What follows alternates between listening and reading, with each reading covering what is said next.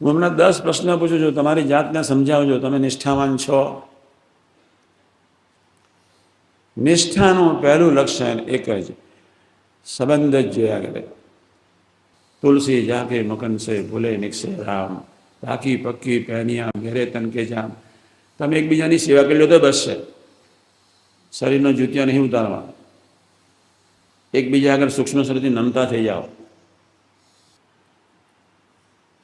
કાં કોઈ ભૂલકુનો માર્ગ પકડી લો. હું જીરો છું, ડાપણને ભોળપણને બાજુ મૂકો.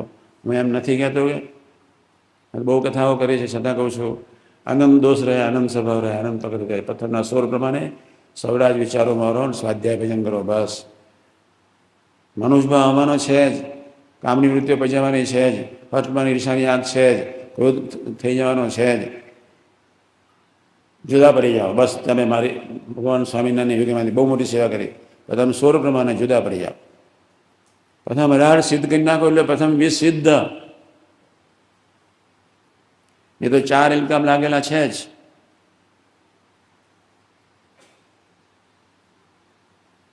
તમે કહી શકશો ખરેખર આત્મીયતાથી અરસપરસ વાતો કરી શકો છો, ત્યારે નિષ્ઠા દ્રઢ થશે. તમારામાં તમને મન બુદ્ધિમાં નિષ્ઠા છે, અક્ષર પુરુષોત્તમ મહારાજમાં નિષ્ઠા નથી.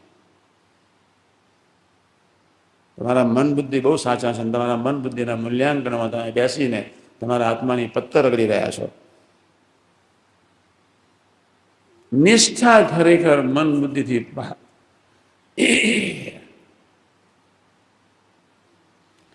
મન બુદ્ધિથી પારની હોય, સ્વધર્મ ને સુહૃદભાવ સહજ બની જાય. નિષ્ઠાવાળાને જ પોતાના સમ્યક દોષનું દર્શન હોય. નિષ્ઠાવાળો ક્યારે વાટવામાં લસોટવામાં સમજે જ નહીં. નિષ્ઠાવાન પોતાના આત્માને સંત તરફ નજર રાખીને દોડતો જ હોય. નિષ્ઠાવાન બીજાને રાજી કરવા જજુમે જ નહીં. નિષ્ઠાવાન જ પ્રભુના વડે જજુમે. પોતાનો આત્મા સુખી થાય એવી એક અદાથી, મિયાજી દત્તાજીની અદાથી નિષ્ઠાવાન સેવા કરી શકે. નિષ્ઠાવાન સત્સંગ આખું બ્રહ્માંડ થઈ જાય, આખું બ્રહ્માંડમાં સત્સંગ વધી જાય, અને બાજુ ધરતીકંપ થઈ જાય, આખો બ્રહ્માંડમાં સત્સંગ ઘટી જાય. નિષ્ઠાવાનનું મન રંચ માત્ર વાઇબ્રેટ ન થાય. આમ સામાન્ય પાણીની ઓકીરો પર ના આવે એના હૃદયને છે ચિદાકાશ.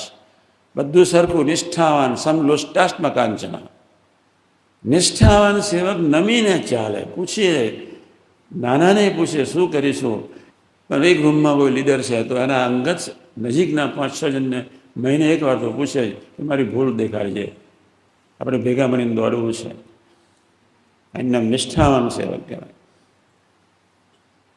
તમારે મને બોલવામાં, મને કહેવામાં સંકોચ નહીં કરવો. ભલે વડીલ રહ્યો પણ તમારે મને કહેવામાં સંકોચ નહીં કરવો.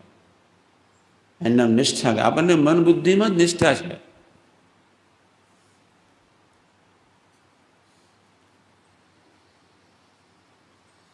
ભગવાન અને સંત અને આત્મા, આત્મા આનંદ સ્વરૂપ છે.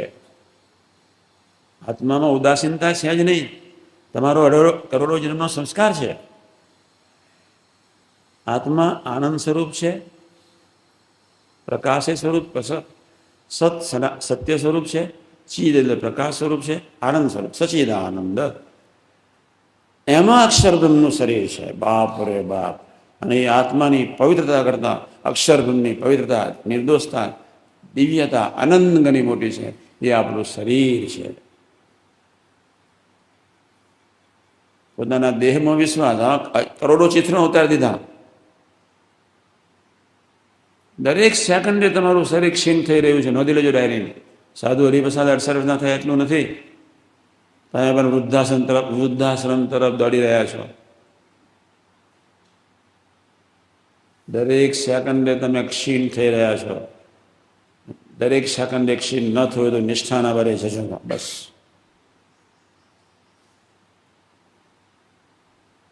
કોઈનું શરીર સારું નથી, બધાના ગંધાતા છે. સ્થૂળ બી ગંધાતા છે અને સૂક્ષ્મ બી ગંધાતા છે.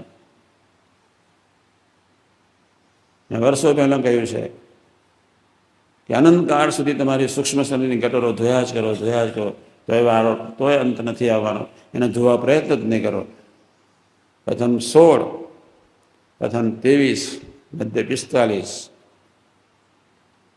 જેતલપુર 4, પંચાળા 7, મધ્ય 13 પ્રમાણે સર્વપૃષ્ઠા ધ્યાન રાખીને દોડે જાઓ. સૂક્ષ્મ શરીરના કચરાની કિંચિત કિંચા કરે અને નિષ્ઠાની કોઈ ખબર જ નથી. નિષ્ઠાવાન સૂક્ષ્મ શરીરના કચરાની ચિંતા જ ન કરે. નિષ્ઠાવાન સૂક્ષ્મ શરીરનો કચરો પોતાનો માને જ નહીં. નિષ્ઠાવાન સૂક્ષ્મ શરીરના કચરાથી ઉદાસ ન થાય. નિષ્ઠાવાન સૂક્ષ્મ શરીરના કચરાને ભાયાપુરાના પ્રસંગ પ્રમાણે આમ અડસેલી મૂકે. ભાયાપુરાનો પ્રસંગ યાદ છે જ, બિચારા બોલી શકતા નહીં, વળતા નથી એટલે શું બોલે.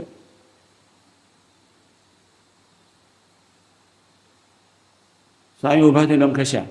મને કે આ રચકીઓનો બધી મને નડી અસી પડ્યા. સ્વામી કે સૂક્ષ્મ શરીરના સંકલ્પ વિકલ્પ આવા માનવા. કેવા ભવ્યાતીત ભવ્ય સ્વરૂપ. આ દેહ ને 51 ભૂતમાં આપણે કોઈ સંબંધ નથી.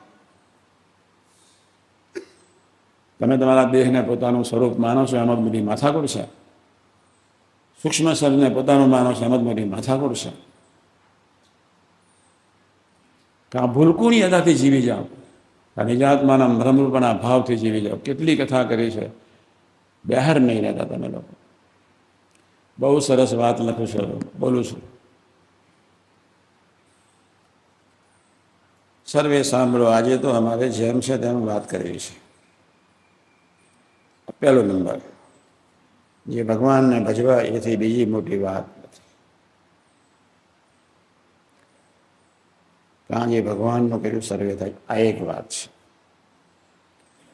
એથી બીજી અગત્યની વાત કરું છું. અને મહેનત કરીને મરી જાય છે તો પણ એ દરિદ્ર જેવો રહે છે, તો એનું તો એમ જ છે, એને ભગવાન ભજવામાં જેટલી કસર છે એટલી તેને સર્વક્રિયાની વિશે બરકત આવતી નથી. ભગવાનને તો એનું સારું જ કરવું છે. આ બીજો મુદ્દો. જે સૂર્યનું દુઃખ હશે તે ભગવાન પોતાના આશ્રિતજનનું કાંટે કરીને ટાળતા હશે. અમે તો જાણીએ છીએ જે સત્સંગીને તો એક પીછીની પીડા થતી હોય, અમને 1000 ગણી આવો. તમારા સ્થૂળનું દુઃખ ને સૂક્ષ્મનું દુઃખ બધું માથે લઈ લઈશ. હડસેલો બસ.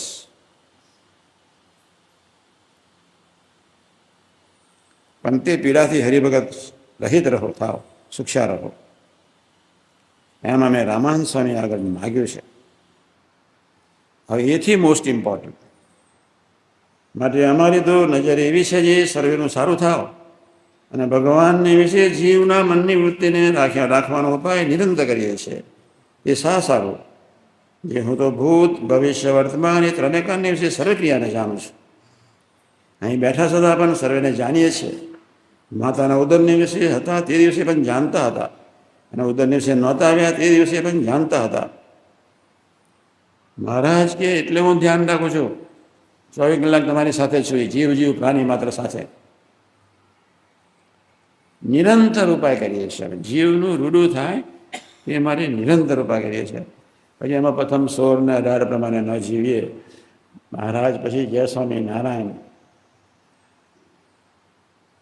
પછી રોગ મૂકે.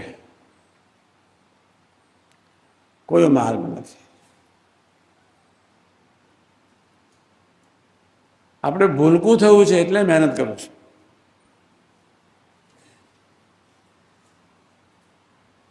બાપ નથી રહેવું, માં થવું છે એટલે મહેનત કરું છું.